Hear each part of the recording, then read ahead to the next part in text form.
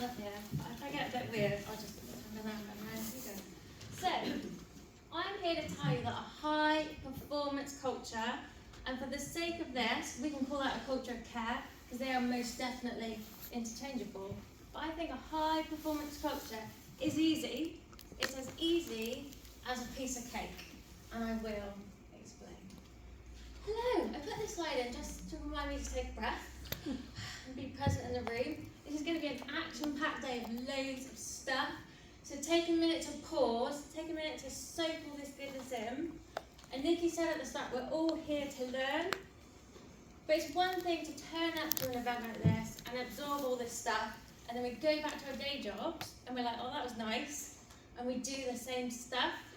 So for my session, and you can apply it to the sessions you've already heard and the ones coming up, can we all commit to picking one nugget, and there'll be plenty, one nugget from this next half an hour that you're going to write down, that you're going to commit to doing something different. Because if we all do the same stuff we've been doing up till now, guess what?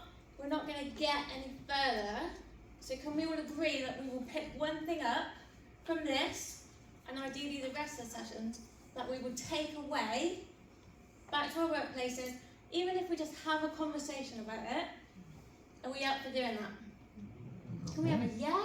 Yeah. Yes. Because if we don't do anything different, nothing will change. I'm going to try and balance up there. It totally works. I do this because it makes my mum proud, and I feel like Beyonce. If you want a boost of confidence, put your name in big letters and a picture of yourself in a power pose, and guess what? You can ride that high for the rest of your week. I bet you have opportunities where you show slides at work, at your next board meeting. Do that. People will pay attention. So, my name is Becky Ray.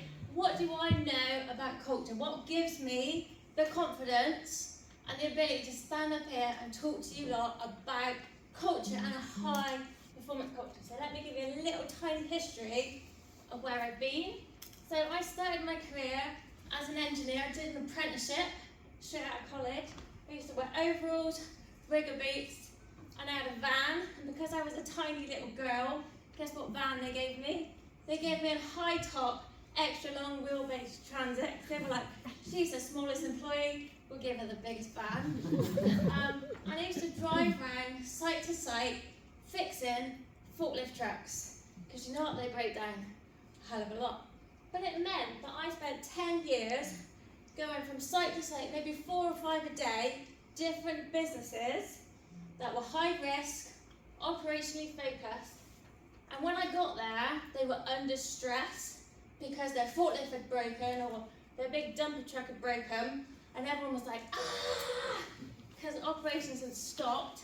I came in with my cape to kind of save the day.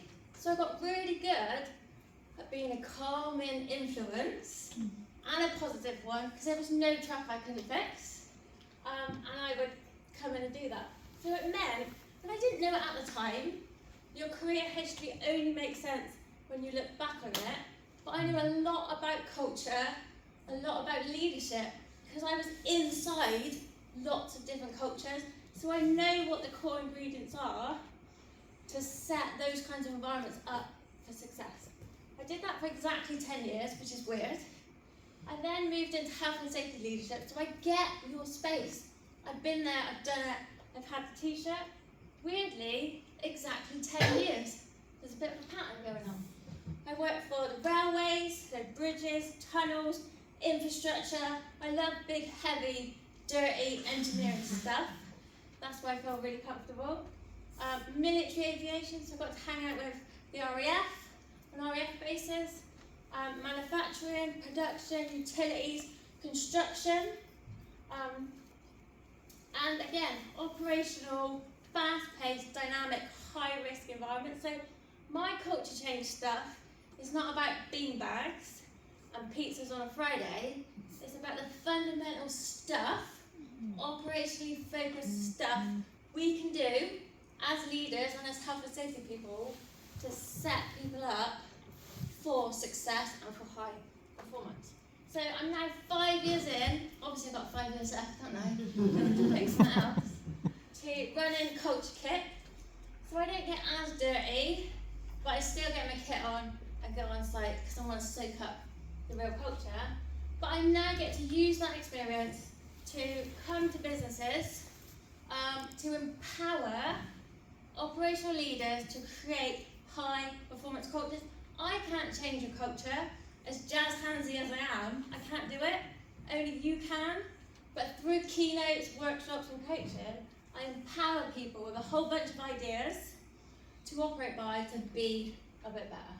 So that's me. Bit of an activity then. So if you had to describe your current workplace culture and say 3 words, don't overthink it, shout out some words. What are those words? Pressure. Pressure, okay. Dynamic. Dynamic, nice. Cynical. Performance. Cyclical, did you say? Cynical. Or cynical, okay. Understaffed. Understaffed, okay. Underinvested. Not enough people, not enough money. Yeah, Ambitious. Oh, ambitious. Reactive. Reactive, there was something over there I missed. Stress. Sorry? Stress. Stress. Yeah, exactly. So whatever words you chose, they'll be unique to you, unique to your business, unique to your team, and probably unique to your perspective at the time on what pressures are on you, because we can change our perspective quite frequently. Whatever those words are, if they're really positive, like ambitious, I love that. If they're kind of mediocre, middle, like we haven't got enough people, we haven't got enough staff, we haven't got enough money, the middle ground, or actually lots of people have used quite negative words. We associate the word toxic, don't we, with cultures often. That's kind of the other end of the scale to the culture of care. Whatever those words are, they will be unique to you. I bet for most companies, they could be a bit better, right?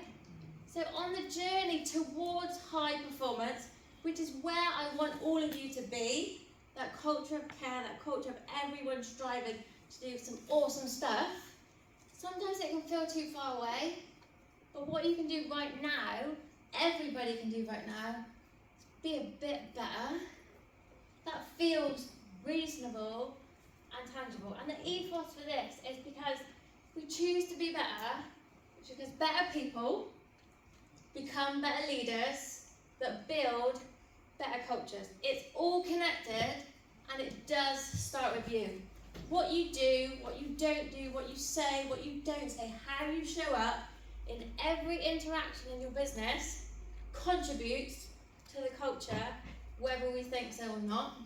And you won't be perfect all the time, but if we have a conscious effort to go, I'm going to try and be better than I was yesterday, than I was last week, than I was 6 months ago.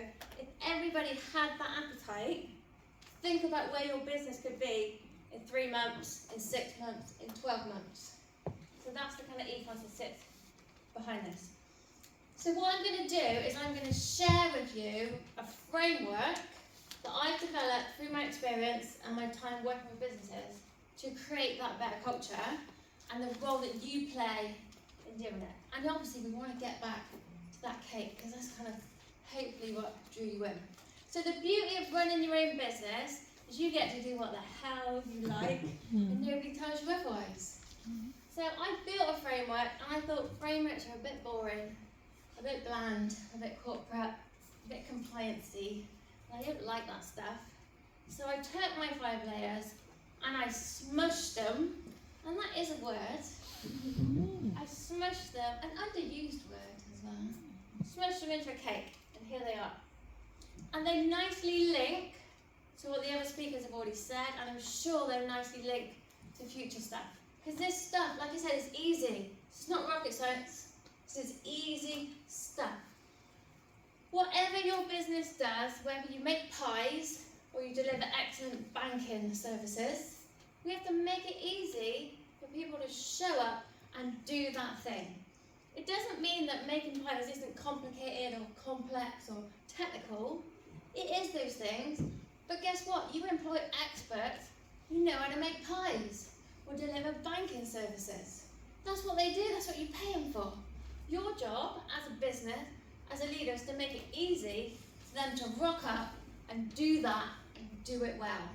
You want to make it easy to do the right thing and hard to do the wrong thing. The second layer, which links to what Rosie spoke about, the technical academic term is psychological safety. But like Kevin said, let's keep it simple. Speak up. We want our people to feel safe to speak up. Because if they don't, all that business intelligence is just trapped in the heads of our wonderful humans. And even with the rise of AI and technology, this room is full of human beings. And you've got a lot of knowledge and ideas and perspectives in your head that will contribute to your business doing some fantastic stuff and contribute to your business being more caring and being more safety focused, but only if we create a culture where people can speak up. And for me, it is a two-way street. Lots of people say, I want you to speak up. I'll give you a credit card to put in your pocket that reminds you you have the authority to speak up. We'll send you on a training course to, again, remind you to do that. Workers are not afraid of speaking up, but the reason they stop is because they're met with leaders who can't and won't listen. It's a two-way street. People can speak up, that's the easy part. The hard bit is educating and allowing, giving leaders the skills, the time, and the opportunities to actually listen and then actually do something with the information. The green layer, which is my absolute favourite, and I literally bang on about it all the time, is frustrations into focus.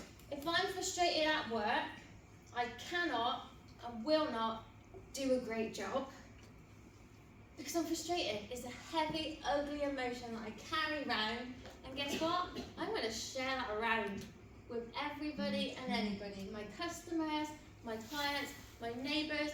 I'm going to ring you about it. I'm going to email you about it. We're going to have a cup of coffee and I'm going to spill it all over you. We share our frustrations about it, and guess what? You're now frustrated. You didn't even know about the thing that's in my way, and now you're like, oh, that's so annoying. We have to find out what's frustrating people and put a focus on it. We have to. We cannot sit here going, oh, it's just Bob, he's just moaning. Bob's always moaning. Why is Bob moaning? What is in Bob's way? Let's put a focus on it and get rid of that nonsense. And then lastly, we're all about learning. So learning from failure. Your business will fail. You will fail, your team will fail, your business will fail. We'll upset customers, some people might get hurt, hopefully not too catastrophically. You'll lose money, you'll damage something, you'll lose a bit of reputation. It will happen. But we can learn from it so that we can change something and be better in the future. And then everyday learning. We don't want to wait for our next failure to learn. We can learn every single day from normal and successful work, because most days, most things go well, and we just go, well, that's normal. Let's learn from it. How did it go well? Why did it go well? How do we do more of that and less of the stuff that gets us into trouble? So for the rest of the session, I'm going to give you 2 ideas, and I call them ideas to operate by to be better. I've got 30 of these. I'm just going to give you 2 per layer that hopefully you can pick one of those up. It's not a big ask. Pick one up and take it out to your business tomorrow. So one of the first layers, to make it easy, I want you to consider this. Accept that human error is normal. It's not desirable. It's probably inconvenient. It gets people's emotional reactions up, but it's normal because we work with human beings. We are innovative, we are adaptable, we are flexible. We get stuff done given a whole range of nuances, but we actually are really fallible and we make mistakes. And there's lots of things that make it more likely we'll make more mistakes, but we are all going to make mistakes. I work, like I said, on some RAF bases. I work with fighter jet pilots. Now they have got the swagger, right? They've got the aviator shades on, they've got the flight suits. They're like peak physical, mental performance levels, clarity, focus. Because what are they doing? They're flying fighter jets, right? You'd expect that.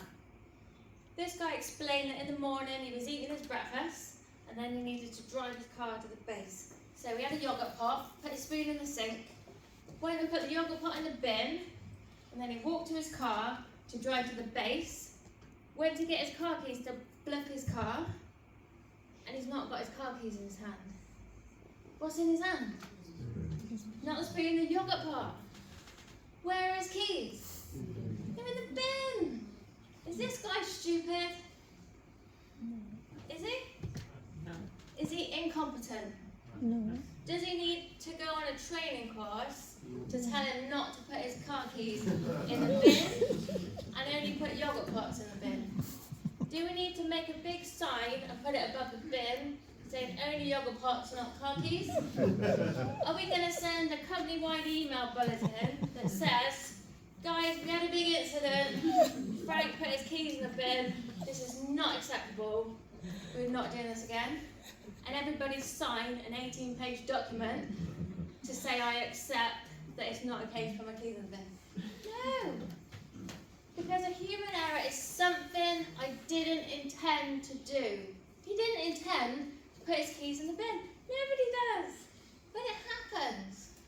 Now the consequences were minimal, if that, because he just fished about, went on his way, brushed off his ego a little bit, and he was good. But he had the psychological safety to share that as a fighter jet pilot with all that bravado and ego to say, look, I'm at the peak physical condition, but I did this. We want people to talk about it. Because if those keys were the keys to like a nuclear bunker, then we want to beef up the controls around how we manage those keys, right? So if we don't accept that it's normal, and we don't think about how we react to human error and how we share human error, because we've all made a whole bunch of mistakes today, we need to talk about it to know what we need to do about it. The second one linked to that is, I want you to go out and be an error trap hunter.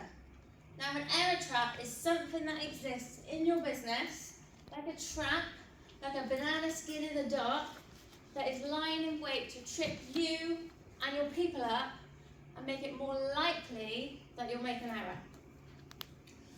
I'm from Bristol, I don't know if you can tell the twang. We like cider in Bristol, but I don't like the strong, murky stuff with all the bits floating in it. I quite like a black currant and apple kind of cider, you know the fruity ones? So it was a summer afternoon, a barbecue.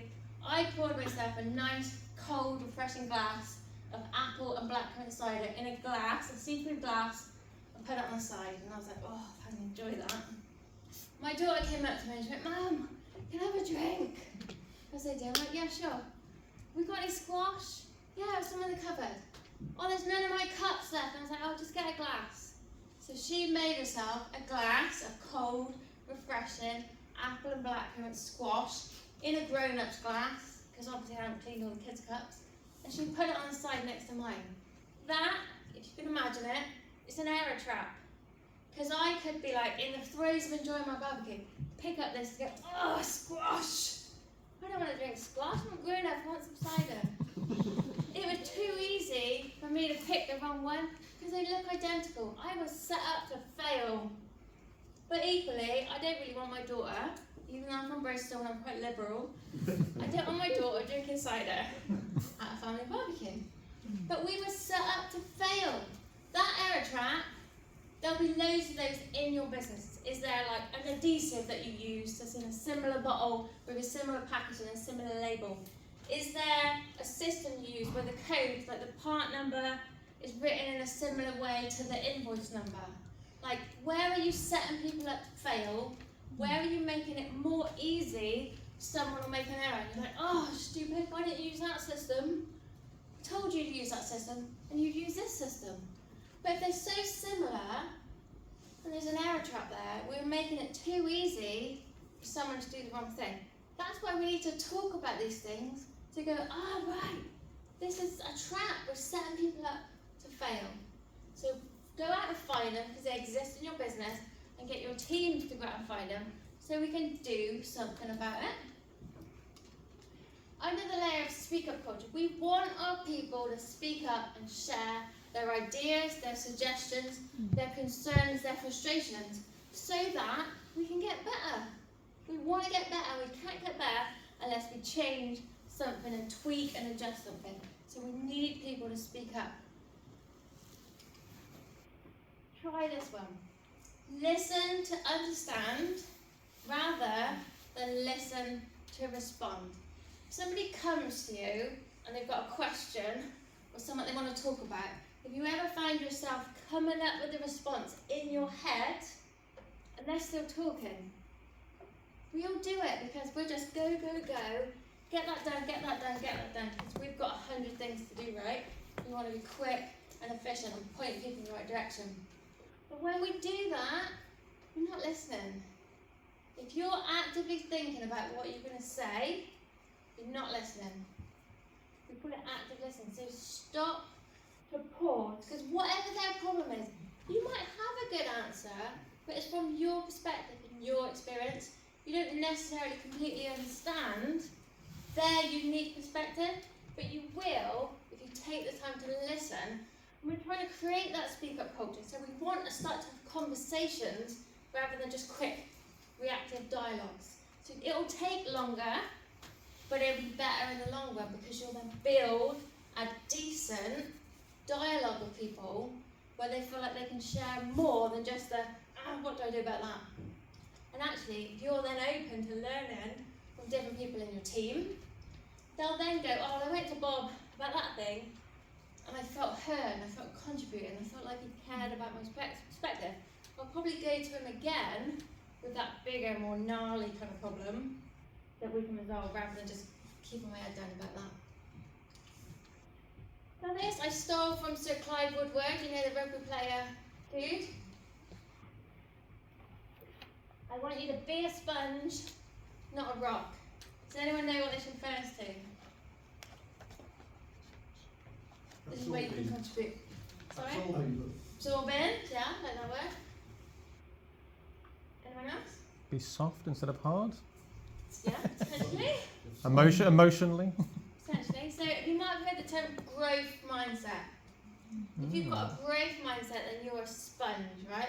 You are soaking up different ideas, different perspectives, and you are open to learning more. How many people in this room know a lot of stuff? Who's worked for more than 5 years? Who's worked for more than 10 years? 20? 25? I could go on for ages. You all know a lot of stuff. You're experienced, competent, knowledgeable people. I'm sure you study other stuff on the side and read books and watch TED Talks. You know a lot of stuff, but guess what? You don't know everything, nor do I. And guess what? We never will. So we need to continually be sponges. And even if we've had the same career path, and we've read the same books and watched the same TED Talks, my perspective on the world is different to yours. We're different people. And your business is full of different perspectives. And that's what we need to learn from. If you're a rock, then we'd say you've got a fixed mindset. And I bet you know a few rocks, right? They know what they know, they like what they know, and they don't need anybody dressed in yellow dancing on the stage to tell them anything new. Because they've got it sorted. Because they've been doing this for 40 years. I know everything there is to know about this thing. But you don't. Because somebody new will come along and look at that same challenge with a brand new perspective. And that's what we want to learn from. So be a sponge and encourage people in your team to be more sponge-like. Say I don't know. Say I want to learn.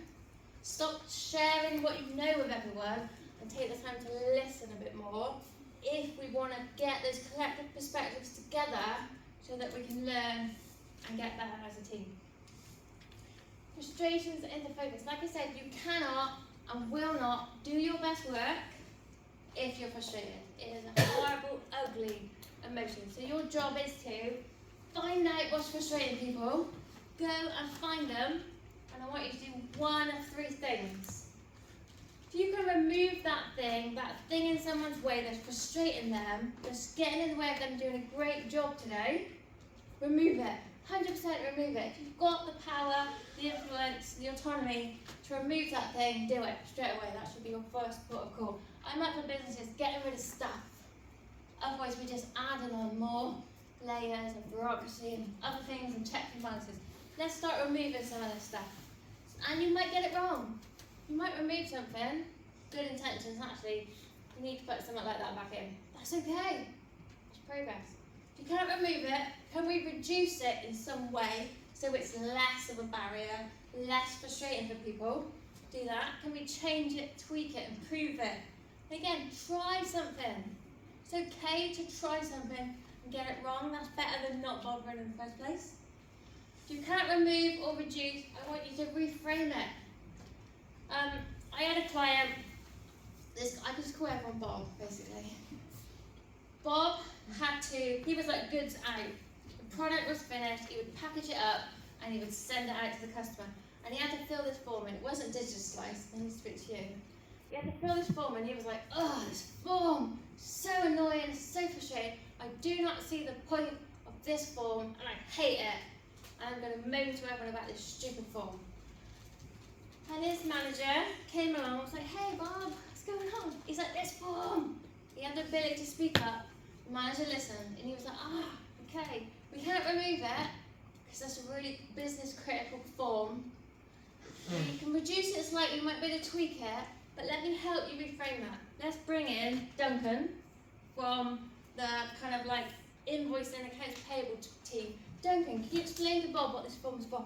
Oh, well, Bob, this form is like the data I need to do my job. I couldn't do my job without the information on that form. That's how the business gets paid.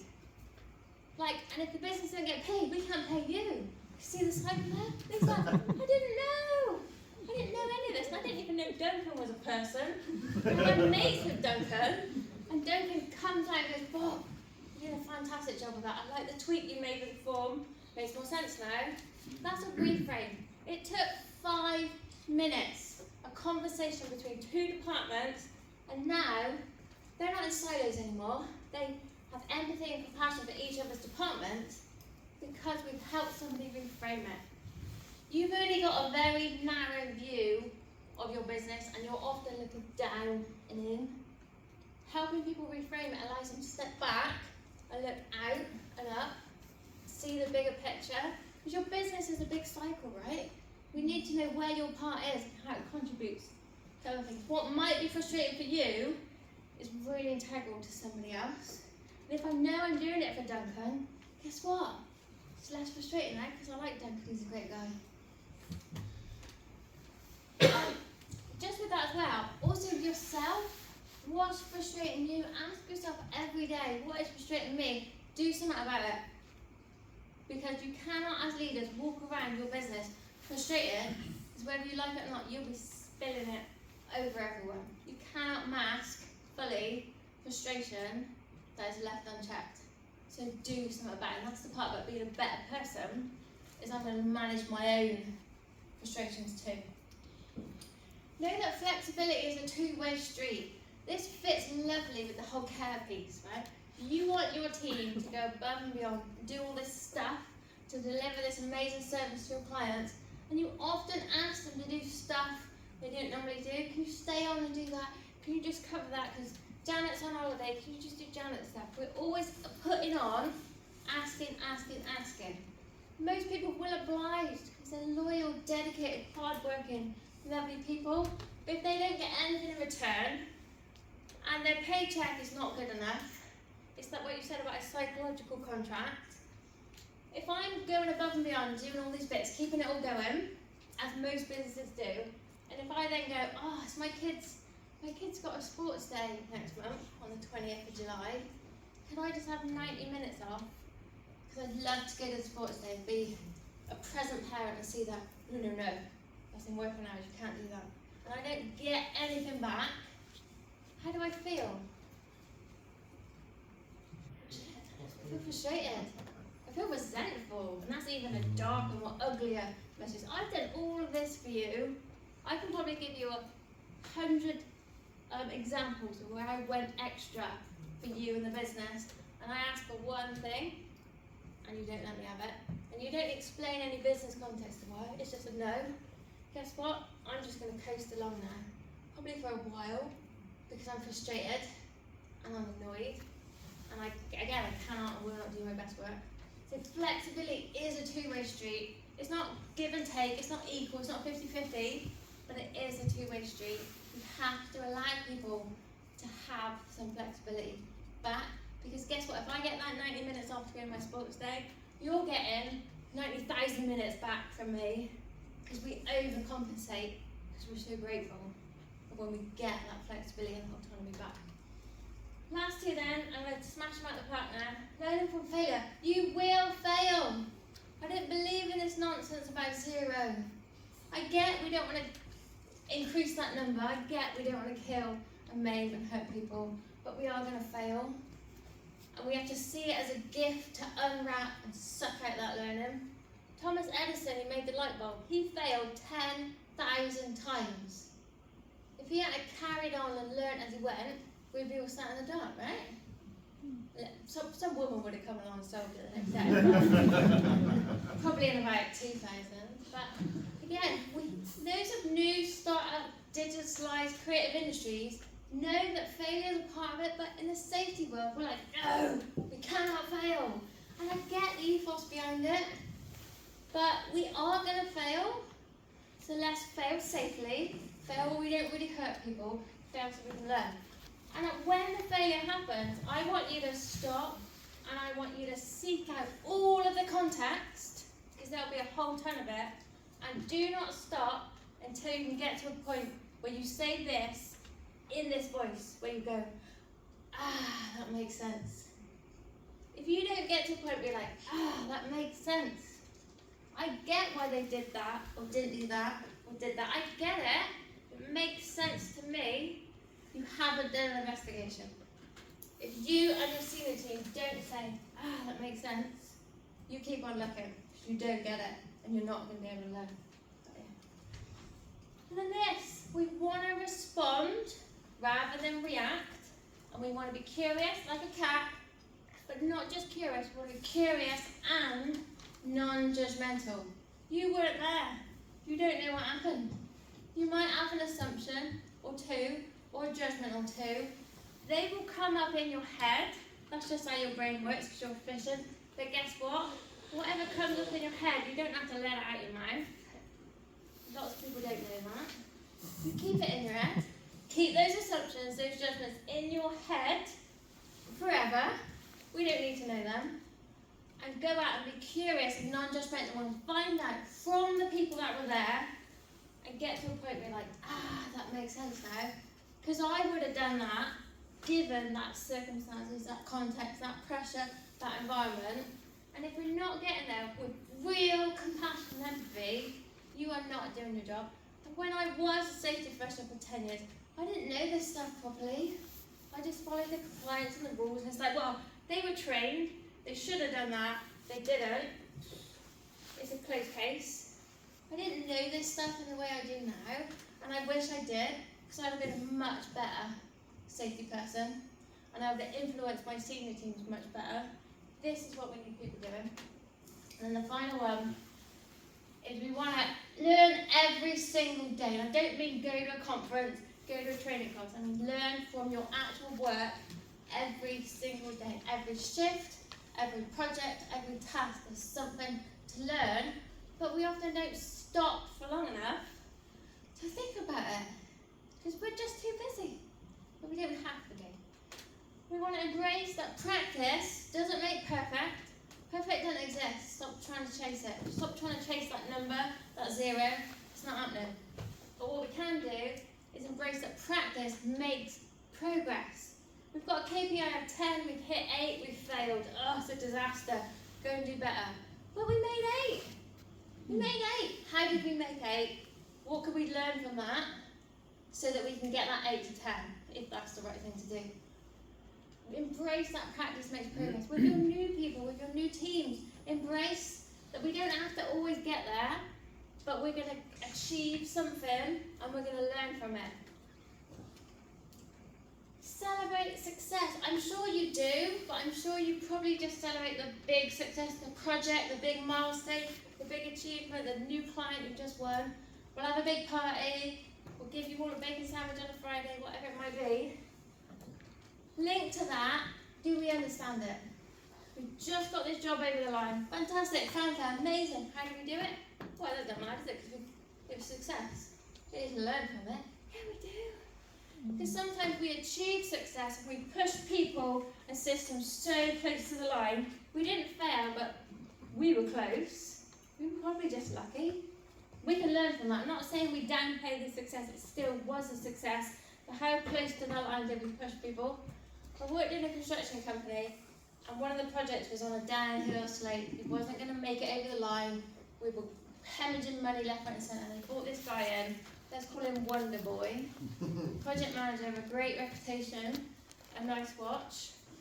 And he would get projects over the line, and he did. He came in, rattled the team up, got the project over the line, client was happy, bank balance was happy, everyone was successful. I said, amazing, how did you do it? You don't want to know, love.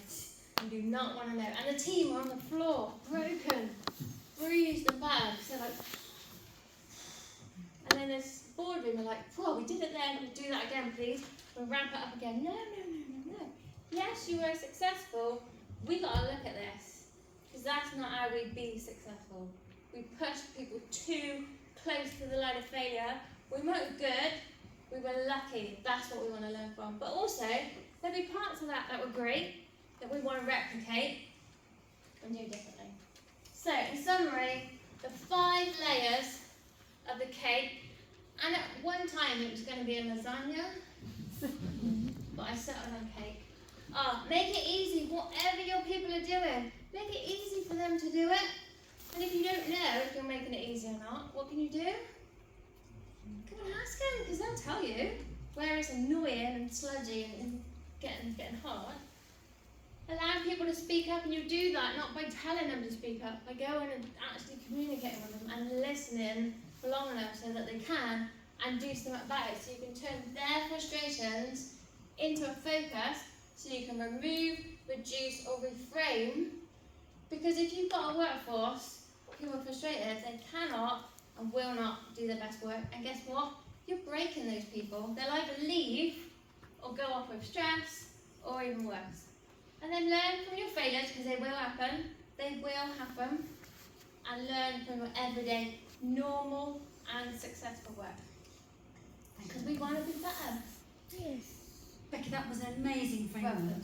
But for me in particular, your excitement, your energy, your bounce, your smiles, they were exhausting, but they really embody what we're here to talk about today. And what we're here to talk about today is creating a culture of care to move from 100% compliance to getting even better and to reduce 138 down to 130 to 125. And always in that same downward direction. And how do we do that? We do that through influencing change. We do that through reducing fear, and we do that through creating a psychologically safe but balanced environment to be in, and some more of that later.